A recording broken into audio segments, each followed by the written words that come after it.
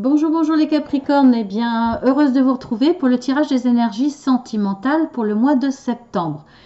De vous retrouver si vous vous êtes déjà abonné, hein, si vous connaissez déjà ma chaîne. Donc si c'est le cas, eh bien, je vous remercie, je vous fais de gros bisous pour votre fidélité.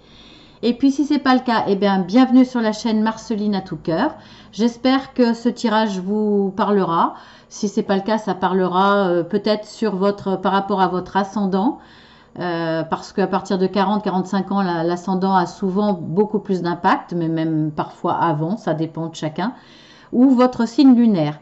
Ensuite, vous pouvez également, si ça ne vous parle toujours pas, parce que c'est un oracle qui parle de façon très précise, qui traite un sujet avec des fois plusieurs angles de vue, pardon, mais c'est un sujet. Parce que voilà, il est parlant, il est cash, il n'y a pas de concession, ça parle aussi bien du mauvais, des choses sur lesquelles travailler, ça vous ouvre l'esprit, ça vous permet parfois de voir qu'il y avait un problème que vous ne ressentiez pas. Mais il y a autant de cartes négatives que de positives, c'est 50-50, donc vous verrez bien. Après, si ça ne vous parle toujours pas, vous avez quand même le tirage sentimental hebdomadaire pour le général, pour tous les signes, mais il y a 3 tirages par semaine, pour les couples, pour les célibataires et pour les triangulaires. Donc peut-être que vous trouverez aussi ce bonheur-là, le bonheur de trouver une réponse ou un éclaircissement dans ces tirages hebdomadaires, ou alors peut-être le mois prochain, c'est possible. En tout cas, abonnez-vous pour ne pas rater tout ça si ça vous intéresse. Voilà, on y va, mes petits Capricornes. Alors, la situation actuelle. Se sentir indésirable, trahison, romance.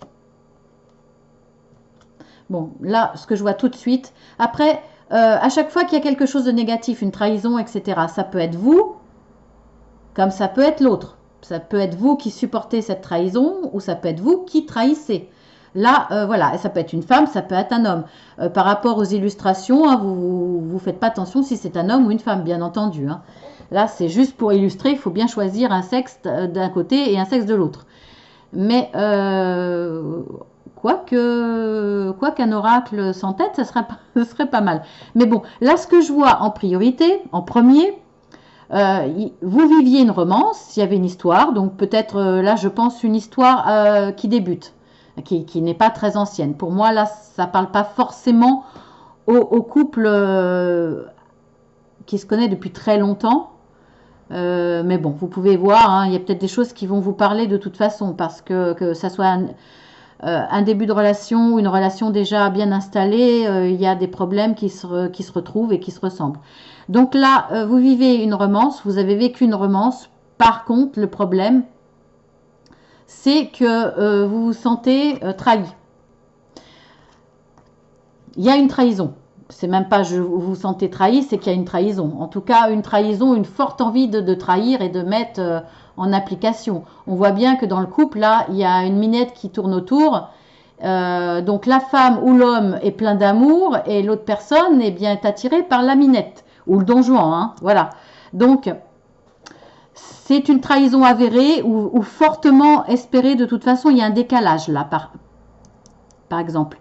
Celle qui a les sentiments, qui n'est pas dans le désir d'aller voir ailleurs, eh bien, elle se sent indésirable parce que elle voit ce qui se passe.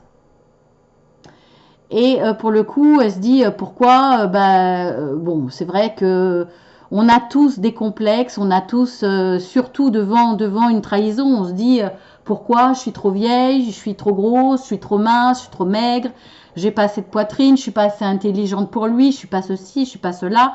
Et c'est souvent pour ça qu'on veut savoir qui est l'autre, quel âge elle a, comment elle est, quel âge il a aussi, hein, elle ou il. Hein. On veut savoir parce qu'on veut comparer, parce qu'on se dit il doit nous manquer quelque chose, donc on se sent vraiment indésirable. On a l'impression de ne pas valoir assez aux yeux de l'autre. Donc voilà, attendez, voilà, je mets un petit cheveu. Donc voilà ce qu'il en est. Hein, pour le coup, là, je ne peux pas trop voir d'autres choses. Je réfléchis, mais non, c'est ça. Hein. Donc on va voir dans l'évolution. Cynisme. Mauvaise mentalité. On va voir dans ce qui vous accompagne, pardon, excusez-moi, dans ce qui vous accompagne sur tout le mois de septembre, aventure. Bon, on voit bien effectivement que là, il y a une personne qui veut vivre, même s'il y a eu une romance au début dans son couple, cette personne veut vivre une aventure extérieure, elle veut aller voir ailleurs si l'herbe est plus verte. Voilà, est-ce que ça va être du long terme? Est-ce que ça va être juste une aventure? En tout cas, la personne veut vivre une aventure et peut-être seulement une aventure. Peut-être, je vous dis n'importe quoi, mais la crise de la quarantaine pour l'un ou pour l'autre, et l'envie d'une aventure pour se rassurer, pour savoir s'il plaît toujours, etc. Alors, c'est peut-être vraiment dans le but de se payer un petit extra, une aventure, voilà, une fantaisie parce qu'il s'ennuie dans son couple, il y a peut-être une certaine lassitude, et pourtant il y avait une romance au départ. Voilà, peu importe. Mais là, il y a ça. Alors, je pense que pour le coup, l'autre personne qui se sent indésirable, qui se sent trahie, va finir par devenir aigrie. Il y a du cynisme. Voilà, elle va débiter, elle va être mauvaise par rapport au couple extra-conjugal. Bon, ce qui se comprend, hein, voilà, quand je dis les choses, c'est telles qu'elles sont, il n'y a pas de jugement si la personne a raison ou pas. Voilà, elle va devenir, je pense, cette personne qui était trahie, délaissée, qui se sent, voilà, délaissée, indésirable, qui se sent presque, bon, je dis pas moins que rien, mais qui finit par se dévaloriser. Elle finit par devenir méchante, par devenir aigrie, par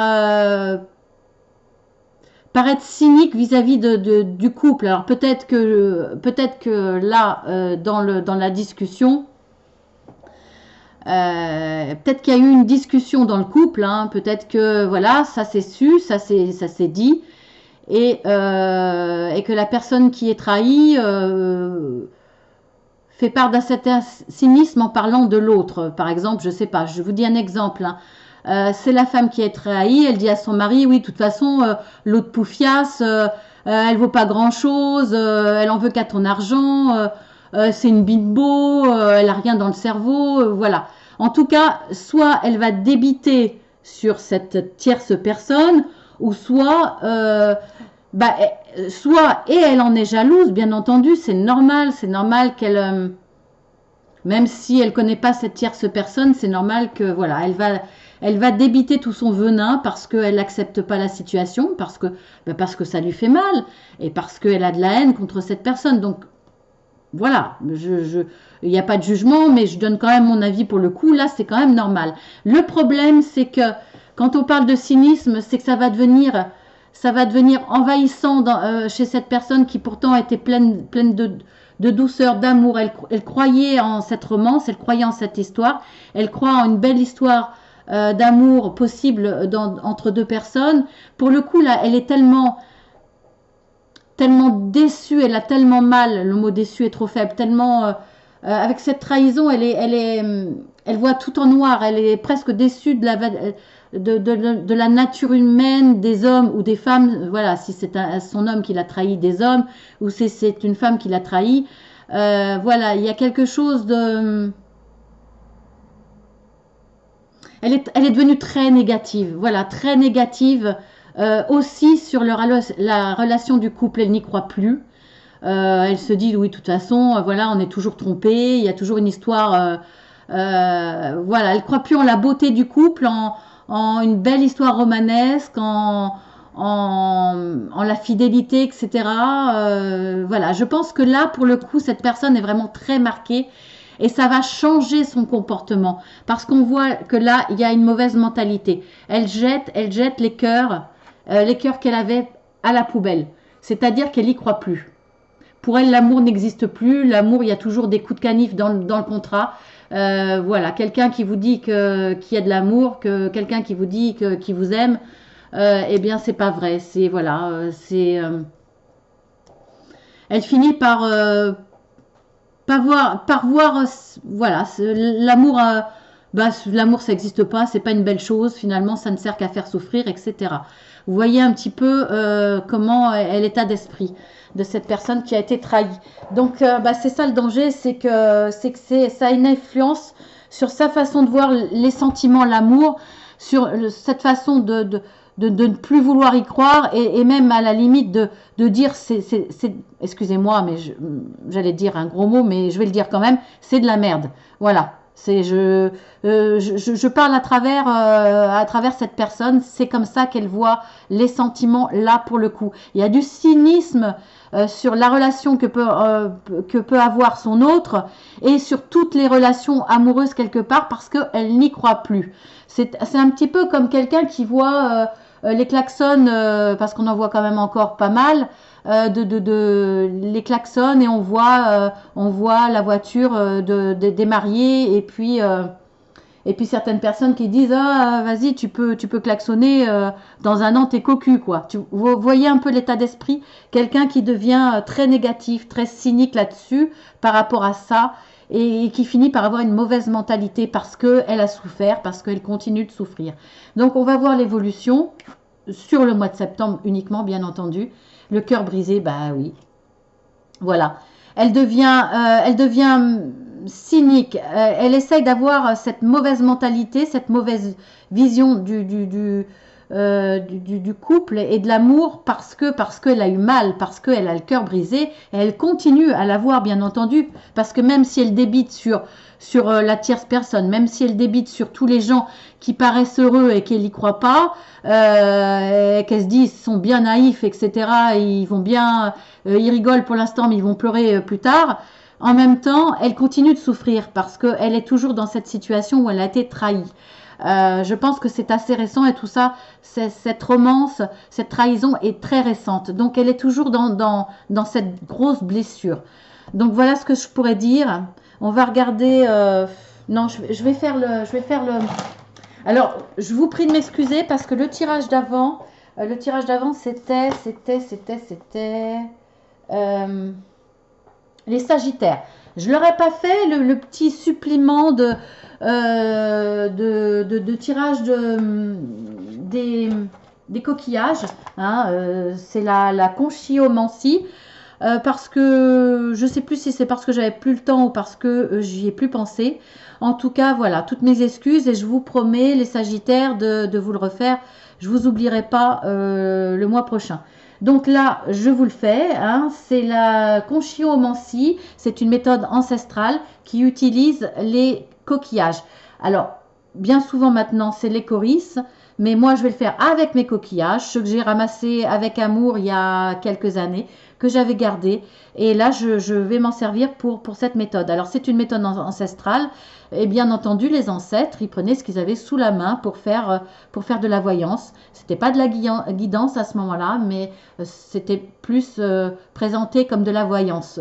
Et il se servait des plantes, il se servait des feuilles, il se servait des os, des morceaux de bois, de pierre, du vent, toutes les choses naturelles qu'ils avaient autour d'eux. Donc on y va, un petit supplément par rapport à votre tirage.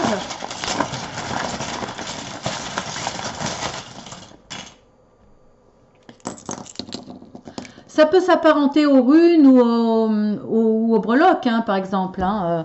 C'est aussi le même genre de méthode, hein, mais seulement voilà, avec des coquillages. Donc on y va. Alors, on a la rencontre. On a la rencontre, on a Internet. Tiens, c'est curieux, ça va peut-être amener une dimension supplémentaire. Imminent.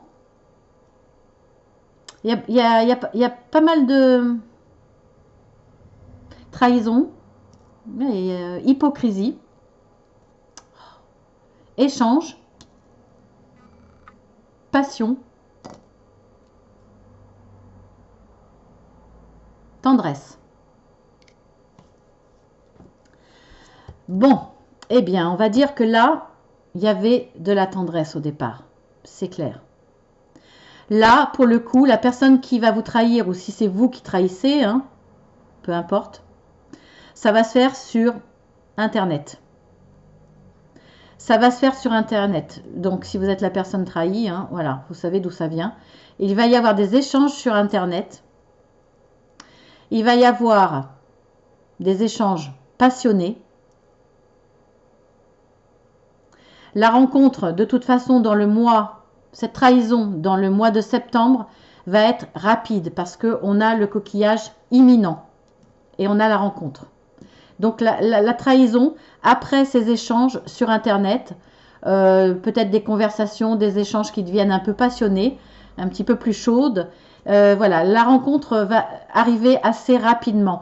Et d'où la trahison. Bah oui, la trahison, elle est là, hein, il n'y a pas de souci, elle est là. Hypocrisie.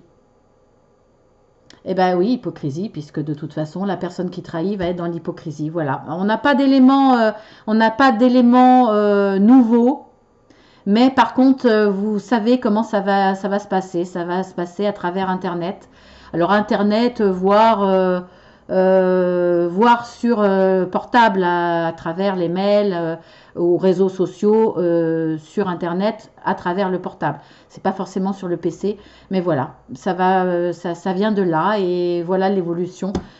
Pourquoi il y a trahison. Voilà, mais enfin bon, ça c'est pas nouveau, hein, dans beaucoup de trahisons maintenant, c'est souvent par le biais d'Internet. Donc voilà, il n'y a pas grand chose de plus. Alors on va voir la carte conseil. Pardonnez-vous, vous n'avez rien fait de mal. Oui, devant cette trahison, devant se sentir indésirable, effectivement, la personne qui est trahie va se remettre en cause. Elle va se dire qu'est-ce que j'ai fait, qu'est-ce que je n'ai pas fait pour mériter ça, effectivement. Donc voilà, la carte conseil, c'est pardonnez-vous, vous n'avez rien fait de mal, vous n'avez rien fait pour mériter, en tout cas, une trahison. Après, qu'il y ait une séparation parce qu'il y a des choses qui ne conviennent pas forcément parce que vous avez mal fait, mais parce que ça ne correspond pas à l'autre, qu'on sépare, voilà, c'est une suite normale. Parfois ça fait mal, effectivement, mais c'est normal, ça se passe de façon sainement. Mais là, vous n'avez rien fait pour mériter cette trahison, en tout cas la séparation, hein. C'est pas parce que vous avez des défauts, parce qu'il vous manque des choses, pas du tout. Vous êtes ce que vous êtes avec vos valeurs, vous avez des valeurs qui correspondront parfaitement à quelqu'un d'autre, mais effectivement, vous n'avez encore moins rien fait de mériter qu'on vous trahisse, qu'on vous traite de cette façon, ça c'est clair. Donc il y a une prière de l'archange Michael. Après, je ne suis pas sur le jugement de la personne qui trahit. Il peut y avoir une envie d'ailleurs, un coup de foudre, etc. Ça, je juge pas, on ne peut pas juger. Tant qu'on n'a pas vécu quelque chose qui vous terrasse, même si vous êtes en couple, on ne peut pas critiquer. Mais par contre, il faut faire, s'il y a trahison, c'est-à-dire que si vous vous sentez attiré par quelqu'un et que effectivement vous dépassez, voilà, vous allez plus loin avec cette personne, il faut sortir effectivement de cette situation, parce qu'une trahison, non, on continue pas à faire semblant, on fait pas, oui, bon, après c'est une forme de jugement, je sais, mais bon, essayez de faire les choses proprement, mais en même temps, on voit bien que la personne qui trahit a vraiment l'envie d'aventure. Ça lui tombe peut-être dessus, mais elle était dans cette envie, en tout cas, elle ne se fait pas prier. Hein, on voit que c'était dans son envie.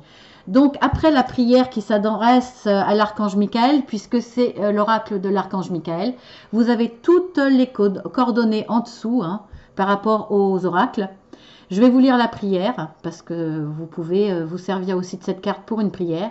Je demande que vous m'aidiez à lâcher prise de la culpabilité et à me pardonner. Pas à vous pardonner, parce que vous n'avez rien fait de mal. Après, ça peut être celui qui a trahi, effectivement. Ça peut être pour les deux, cette prière. Hein. Aidez-moi, je vous en prie, à libérer la peur et la colère toxique envers les autres. Et envers vous-même. Parce que finalement, vous avez une telle colère que vous en devenez cynique, vous ne croyez plus en l'amour et vous finissez par avoir une mauvaise mentalité. C'est-à-dire que si vous risquez, si vous rencontrez une belle personne qui vous ouvre son cœur, avec qui vous pouvez avoir des possibilités d'amour, vous risquez de jeter ces sentiments, jeter cette personne à la poubelle et finir par être peut-être aussi mauvaise que la personne qui vous a trahi. Alors, bon, je reprends. Je demande que vous m'aidiez à lâcher prise de la culpabilité et à me pardonner. Aidez-moi, je vous en prie, à libérer la peur et la colère toxique envers les autres. Et je vous disais envers vous-même aussi. Merci Archange Michael ou quelqu'un d'autre. Hein, vous pouvez appeler quelqu'un par rapport à votre religion, par rapport à vos croyances, votre spiritualité, etc. Ou simplement appeler les forces positives de l'univers. Donc merci Archange Michael de me permettre de rester centré et serein. Voilà, ben, c'est une belle prière. Je vais vous la mettre en gros plan pour que vous puissiez mettre sur pause ou y revenir si un jour vous avez besoin. Voilà. Après, j'ai demandé à mes guides de sortir 3 cartes pour vous, à voir ce qu'ils veulent vous exprimer. Le cœur brisé, bon ben oui, ça c'est sûr. Vous allez où vous avez le cœur brisé, donc faites attention à ça, que ça reste momentané et que ça ne vous détruise pas et que ça finisse par changer la belle personne que vous êtes. Envie. Et magicien dans le miroir.